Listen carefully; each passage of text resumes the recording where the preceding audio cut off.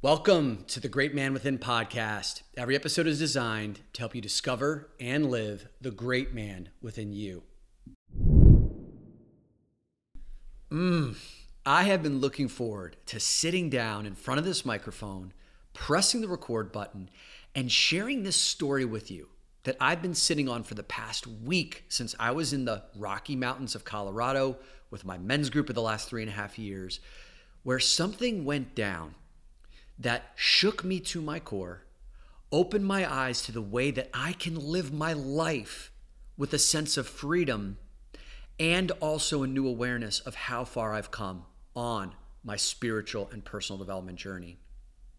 And the reason why I'm so excited to share this story with you is because if I have to boil down the number one thing that men want in their lives, of all the things that men express to me, the number one thing that men want chunks up to this one word of freedom. Freedom to live life the way that you want, freedom to choose, and yet there's a part of freedom that we so misunderstand that takes us in the opposite direction of the freedom that we are seeking. And I'm going to share with you a story about my path to a freedom, a path that I never wanted to travel and that most human beings don't want to travel, and yet it seems to be the only path worth taking. And I'm really looking forward to sharing that story with you. Now, before I do, one announcement about the future of this podcast and where we're heading. You know, Brian and I are always talking about, envisioning and dreaming the experience that we want to share with you as we deliver each episode of this podcast and where we want to take that conversation in the future. A part of that process is looking back at where we began and how we got to where we are today, which is we're sitting on top of 250 plus episodes of the Great Man Within podcast, which is incredible, something that we're quite proud of. And we're releasing episodes every Monday and every Friday. And if you've been paying attention to the cadence of that, typically every Monday, that's an episode of Brian and I, usually with a guest. And then every Friday, I'm releasing a solo episode. How did we get here? Well, when we started back in 2019, we released one episode a week. When the pandemic hit and we ended up in lockdown and we suddenly found ourselves with a whole bunch of time on our hands and a lot of fear of uncertainty, one of the things that I decided to do was step forward and do a daily podcast. And I believe it was the entire months of April and May, or March and April of last year, where I did a daily podcast for 60 consecutive days, maybe a little bit longer. And that was in service to you to fortify your mindset during times of uncertainty. And then eventually, once things started to kind of stabilize, I dialed it back to a Monday, Wednesday, Friday, and then eventually scaled it back further to a Monday and a Friday. Here we are today, sitting on top of 250 plus episodes. There are very few people, I imagine, who have listened to every single episode as we've gotten through. There's plenty of resources in this audio library for you to go back to and feed yourself on. And so soon, we are going to be dialing back to one episode a week, which is also going to give us more time and more energy and more bandwidth to create a new kind of experience to take the listening experience to the next level. And I don't want to share too much more about that because I have ideas and Brian has ideas that aren't totally well formed yet, but we are very excited about where we are about to take you. It's going to be a new level. It's going to look and sound different than what you have grown accustomed to. And we will invite you on that journey when the time comes.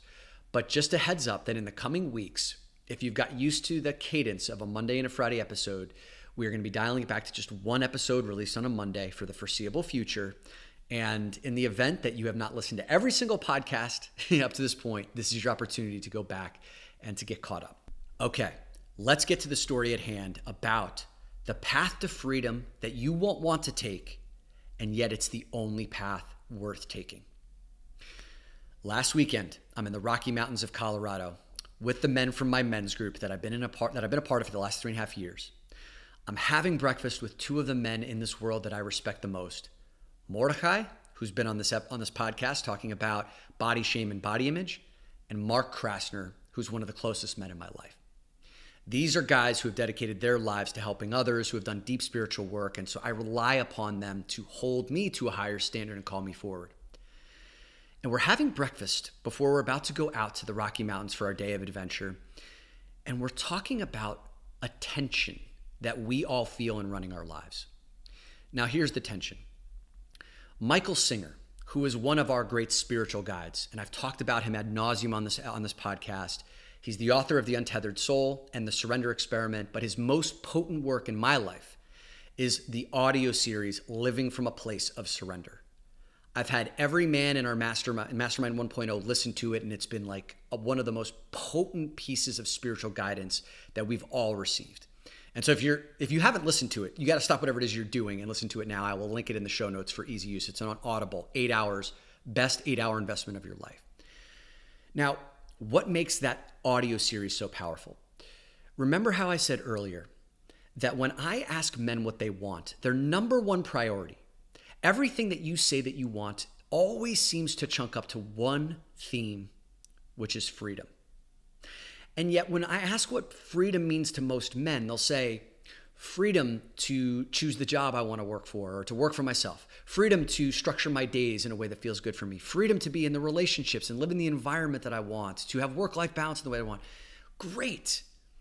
But when I start to plug in deeper about why you want those things, then I think that's where men oftentimes get a little bit scrambled and haven't defined that. And here's what Michael Singer has to say about that. When you get to the root of why you want these freedoms, it's because in your inner world, you're not feeling okay.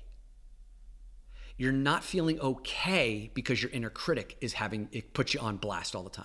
You're not okay because you want something that you don't have. You're not okay because there's anxiety about the running list of to-dos. You're not okay because your kids aren't behaving. You're not okay because the weather isn't cooperating. You're not okay because the traffic isn't the way that you want it to be. You're not okay, you're not okay, you're not okay, you're not okay. And then there's these small periods of time where all of the variables of the outside world align to your liking and things are okay. Temporarily. It's like walking through the eye of the needle. But then as soon as one of those variables change, you're not okay. And so the ultimate freedom, as Michael Singer will define it, is freedom from your preferences. Freedom from these two things, cravings and aversions, that cause you to suffer. And the root of all suffering, and Buddhists talk about this all the time, are these two things of cravings and aversions. Cravings, the things that you desire. I want this thing, I want life to be this way, and when I get it, I'm great on the inside. When I don't get it, then I'm not okay on the inside. Aversions, things that I don't like. When I avoid those things, I'm okay. When I can't avoid those things, I'm not okay. And so we organize our entire lives around everything in the outside world, the external variables we try to control so that we can get what we want and we can avoid what we don't want. And when they line up, we're okay temporarily. And when they don't line up, we're not okay. And if you have to be honest with yourself, because there's so many variables on the outside world that you can't control, most of the time on the inside, you're feeling some semblance of not okay. And what he would say is that these efforts to control the external variables are an indirect method of you feeling that freedom that you want on the inside. The freedom from your inner critic, the freedom from not feeling okay, the freedom from feeling a lack. The direct path to that, the fastest route to that, is to let go of the cravings and the aversions, to be okay no matter what life presents to you. This is a really deep concept because it starts to call into question, where then is the role of goals? Where is can I have a goal and crave that goal and want to hit that goal? Because if I release my attachment to that, then what do I do with my life, right? What role do I have with relationships? Am I just going to surround myself with shitty people and then just be okay with that? And it brings up a lot of these questions that the Mordecai and Mark and I certainly don't have answers to, but we also know there's a deeper wisdom here, an intelligence here that needs to be unpacked. And so where we left that conversation that morning was, and where I left the conversation was, I don't know what the answer is. I'm not here giving up my goals. I'm not here giving up my relationships. I'm not going to be giving up my bulletproof coffee, which I love, but I do want to know how to be okay no matter what life throws at me. I deeply desire that freedom that when I'm not getting what I want or I'm getting what I don't want, that I can still be okay and feel grateful for the fact that I'm alive. That to me feels like the ultimate freedom, and I want to learn how to do that. And so wouldn't you know it, putting that energy, putting that call out to the universe or to God or however you want to put it, the universe and God sent me a test within just a few hours.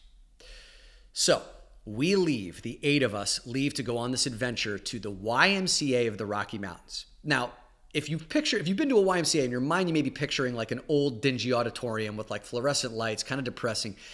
I need you to picture the opposite. We are in this outdoor, unbelievable setting where we have a 360-degree view of mountain ranges, snow-capped, breathtaking, outdoor basketball courts, volleyball courts, softball fields, and the reason why we went there, which was to play a round of Frisbee golf. Now, if you've never heard of Frisbee golf before, I hadn't up until a couple of years ago, it's exactly what it sounds like. You're taking Frisbees and you're playing on a simulated golf course. It's not exactly a golf course, but you go into a tee box, you throw a Frisbee, and you're heading towards like this basket that's a few hundred yards away that you ultimately want to throw the Frisbee into in the least possible throws. Now, we are in the Rocky Mountains, so like we're in nature. There's trees everywhere. There's brush on the ground. There's grass. I mean, it's like, it's like a wilderness, right? So we're not in some open grassy field. Now, the way we chose to play was we broke up into 4 groups of 2, and we're sprinting, competing with each other. We're like throwing the disc as fast as we can. We're running after each other. And after about 5 holes of this, after about 14 holes of this, we're walking to the 15th hole, and I realize, holy shit, I lost my phone. I'd put my phone in my pocket, which didn't have zips, and I recognized a couple holes earlier that like it was bouncing around, and I knew that I was sprinting. I'm like, this is precarious, but I didn't do anything to secure it. And all of a sudden, I've now realized I've lost my phone. I don't know which hole I lost it on. It's a needle in a haystack, and my chances of recovering it are slim to none. Here I am in a situation that I am averse to, and I could feel my entire physiology and my mind going into hyperdrive of anxiety. Holy shit, what happened to my phone? There's no way I'm going to be able to recover it. Oh my God, I'm ruining everyone's time because we're going to have to go back and take a look for it. I'm going to be a buzzkill. What if there are pictures on the phone that I don't want other people seeing? What if I lose valuable information that I can't recover? What about the hassle of having to go get a phone when I'm on this vacation? I don't get to see these guys. All the money I'm going to have to spend to replace this phone. Boom, boom, boom, boom, boom. I could feel that path available to me. And instead, I chose to stop and say, I want to be okay in the situation. What if I were to embrace the situation and still be able to roll with it? How would I handle it? And all of a sudden, it kept that mindset, kept that anxiousness at bay just enough. I think I was able to do about 80%. I was able to surrender into that okayness. And then what happened next was Mordecai stepped forward. He said, hey, dude, let's go on an adventure. You and me will head back to the house. We'll grab your iPad. We'll turn on the Find iPhone technology because we couldn't use anyone else's like phone to log into the system, like to the iCloud. If you know how that thing works, you have to go get my device. And he's like, and we'll do what we can. And I said, mission accepted, buddy. So the 6 other guys go off. They go play basketball or something. Mordecai and I get into the car. And I turn to him and I go, dude, the fact that you would like pause your day and like take valuable time away from these other guys, man, I'm like, you're my hero. And playfully, he starts singing that Enrique Iglesias song, I Can Be Your Hero, Baby, right? And then I was like, maybe I'll turn on Spotify and I'll play that song, My Hero by Enrique Iglesias. Now listen, guys, like one of the things that we talk about on the show is like masculinity, emasculation, and like the things that we do, the edges that we bump up against. And there are movies that are made of these weird moments where men are in cars together and a typically unmasculine song will come on. And I'm thinking about like Tommy Boy, where Chris Farley and David Spade are like driving and all of a sudden this like one very effeminate song comes on and they look at each other like, are you going to change the channel? No, it's cool if you do it. And then all of a sudden, like you cut to the scene later and they're singing at the top of their lungs with tears coming out their eyes. Harold and Kumar Go to White Castle have a similar song with a Wilson Phillips. I play this song with Mordecai, My Hero by Enrique Iglesias. And we kind of just look at each other and we know more of the words than either one of us want to admit. And all of a sudden, like, we're singing softly, and then a minute later, we are singing at the top of our fucking lungs. When we pull up to like stop signs, other people are wondering why we're blasting the song, looking at two grown men singing Enrique Iglesias at the top of our lungs, and we couldn't have cared less. And guys, I can't remember in the last 10 years when I've sang in front of another man, let alone an Enrique fucking Iglesias song. And it felt incredible. One of my favorite moments of the weekend. We get back to the house. We get the iPad. We get back to the YMCA. We turn on the iPhone feature, the iPad feature. All of a sudden, it shows us that my phone hasn't rang. It like has not sent a signal in the last 2 hours. It's like my phone is offline. We can't figure it out, but it takes us to the 9th hole. So we go looking for it at the 9th hole.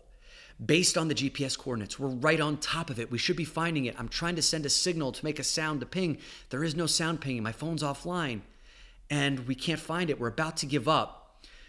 And then the system refreshes and it says iPhone online, and it's on the 13th hole. And then all of a sudden the phone goes offline again.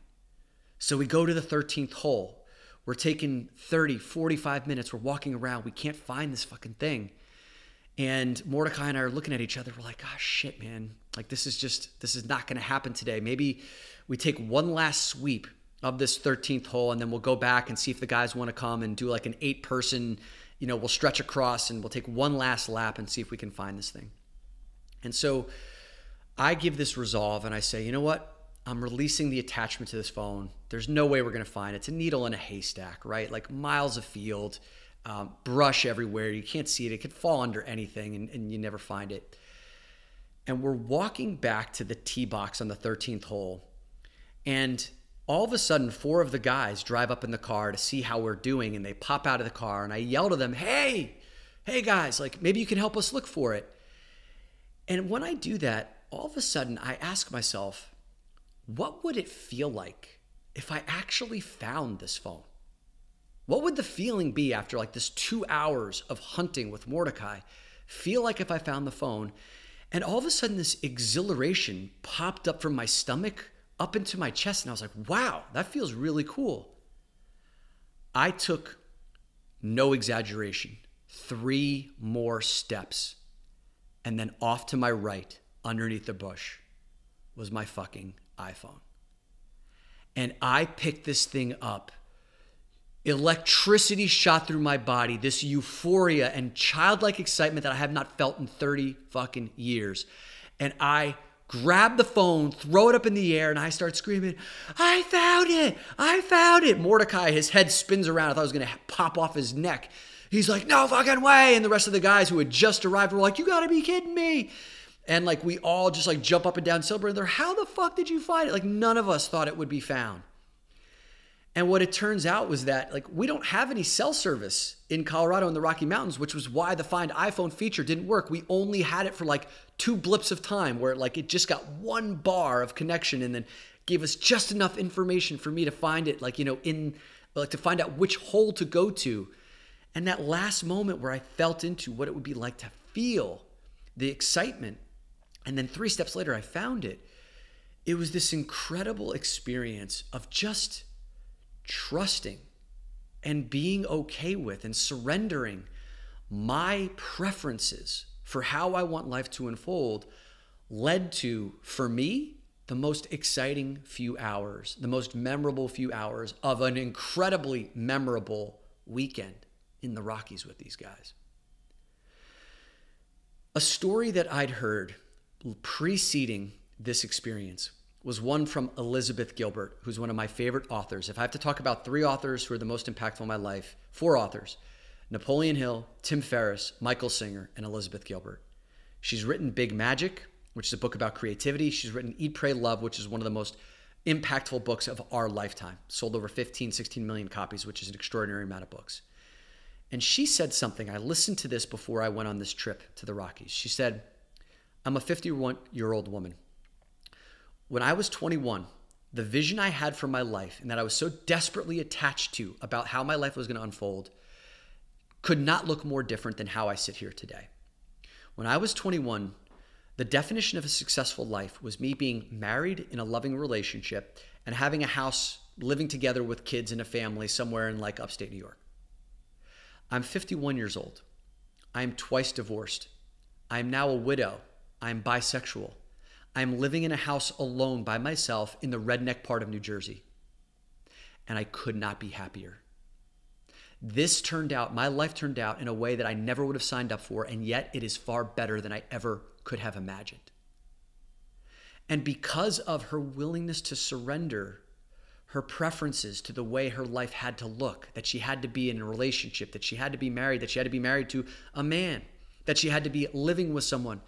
Instead, she's 51 years old, twice divorced, widow, living by herself in a redneck part of New Jersey where she doesn't fit in at all, and she couldn't be happier, is because she started to release these rigid attachments to what she thought would make her happy. Instead, followed a path where she could be okay regardless of whatever situation she found herself in. That, my friends, is the spiritual path that a Michael Singer talks about, that the Elizabeth Gilberts of the world have walked, where regardless of the situation, when they don't get what they want, or they get what they don't want, that they can release that attachment and say, how can I be grateful? How can I trust that God or that life knows better than me, and I can follow this path, and this discomfort I'm feeling is an opportunity to release these cravings, these attachments that are the prison cells of my life. As Michael Singer would say, these preferences are the edges of your liberation. Think about that. These preferences are the edges of your liberation. And when the cravings and aversions dissolve, then no matter what life brings to you, you can roll with it. And what he says, the carrot at the end of that stick is, if you can calibrate your internal world to just finding joy and pleasure in whatever situation, that there is a deep current of energy inside of you that you can't feel right now. A deep current of energy that feels more blissful and loving and higher and permanent and euphoric than you could ever imagine, that you could ever experience from anything in the outside world. And you will never leave the perch of that feeling for any ephemeral, temporary experience of joy or pleasure or craving or aversion, because it pales in comparison to that exalted state.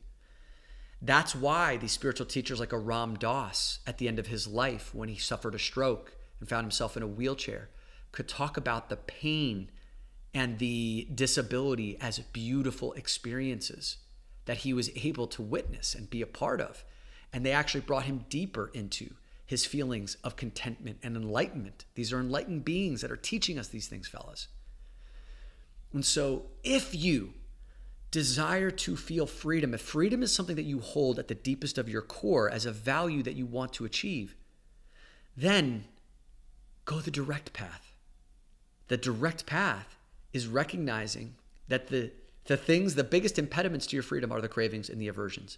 And when those are dissolved, that there's a new sense of freedom. And I experienced that in a big, profound way this weekend, where something that happened that I didn't want to, that offered me the opportunity to either go deep into anxiety and to ruin the fucking weekend, or to at least put a dark cloud on it. And instead it turned into one of the greatest adventures, an experience of trust and faith, a bonding experience with Mordecai, who I fucking love. And coming back and realizing that no matter what life throws at me, I have this opportunity to choose to dissolve my preferences and to find new edges of my liberation. And I want that for you too.